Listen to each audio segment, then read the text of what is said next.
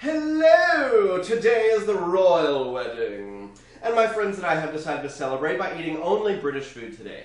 So today I'm going to teach you how to make that classic British scones. You've probably only encountered scones at Starbucks, and most scones are actually really disgusting. They're dry and crumbly and flaky and nasty. So I thought I would show you today how to improve upon the average scone by using my famous secret ingredient, pumpkin. So, let's get started. But you're probably wondering why I'm wearing this ridiculous hat instead of my normal chef's hats. Well, it's because everyone has been decreed that everyone at the royal wedding must wear a hat, men and women. So I am wearing a hat, and my neighbor Sharon, who happens to be filming, is also wearing a hat. So tell us about this lovely hat you're wearing, madam. Oh, this hat came from the Queen's spring collection. Victoria Beckham wanted it madly, but I got to it first. It's called a fascinator. Why is it called a fascinator? Well, because in the bird kingdom, they fascinate their bird feathers to attract other female birds. Well, it's truly astounding. Thank you for wearing it. And I think I'm today. attracting a bird right now. Oh, God.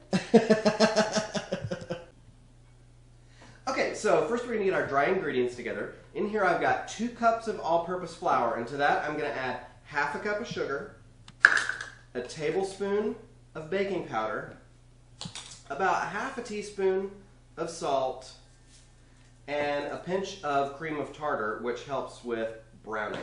And just kind of toss that together a little bit with your fingers. And next, I'm going to cut in 6 tablespoons of butter.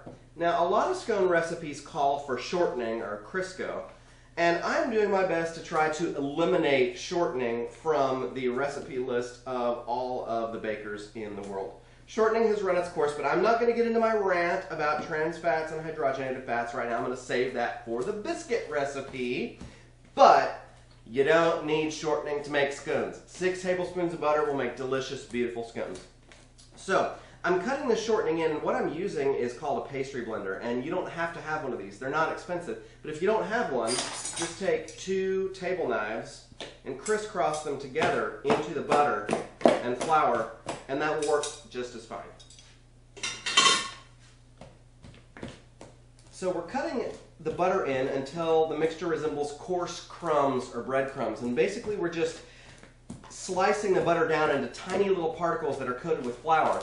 And as those particles melt and steam creates, that's going to puff our scones up, as well as add richness. So you do that, it takes just a couple of minutes, and then we'll be ready for our wet ingredients.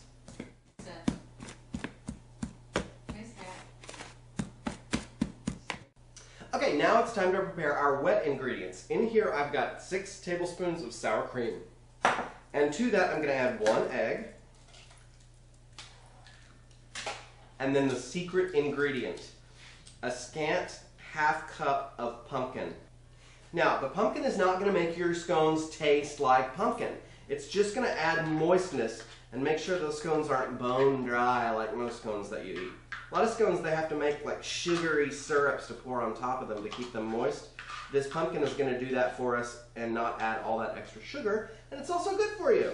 So, now if you want, in the autumn or winter when you have access to fresh pumpkins, you can make this in double the amount of pumpkin and then add the traditional pumpkin pie spices, and then it'll start tasting like pumpkin.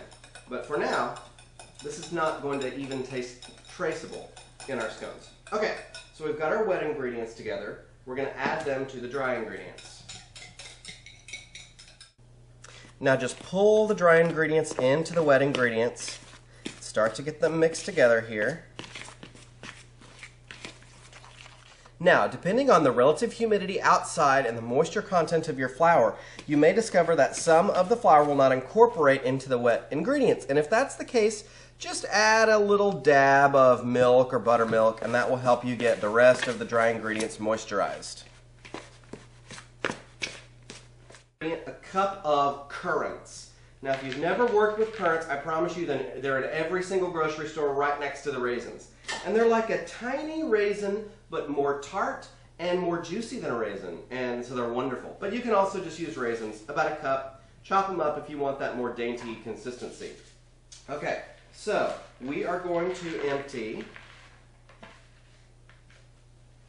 our dough out onto a floured surface. And we're just going to kind of start incorporating everything very gently with our hands. Don't treat this like a yeast dough because that's going to develop the gluten in the flour and end up making your scones tough. So just gently fold it over on itself. Don't push it too hard. Don't overwork it. We're just gently trying to make it come together into a cohesive dough. And that's about as far as I need to take it. All right, now we're going to shape and cut the scones. And to do this, I'm going to form this into a little log.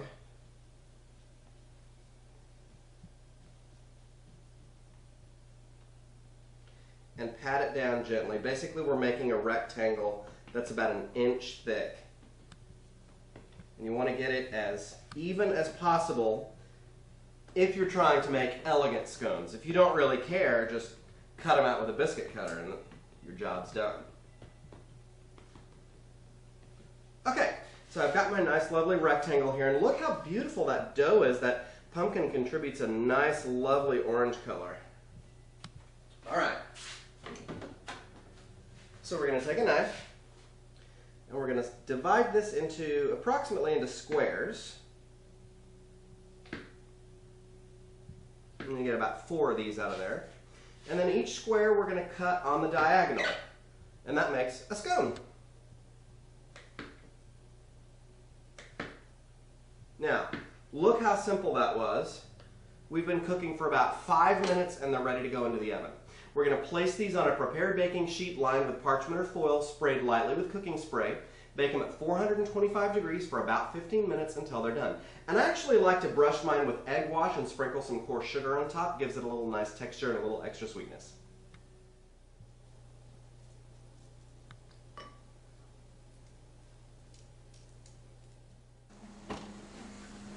And they look beautiful. Perfectly done.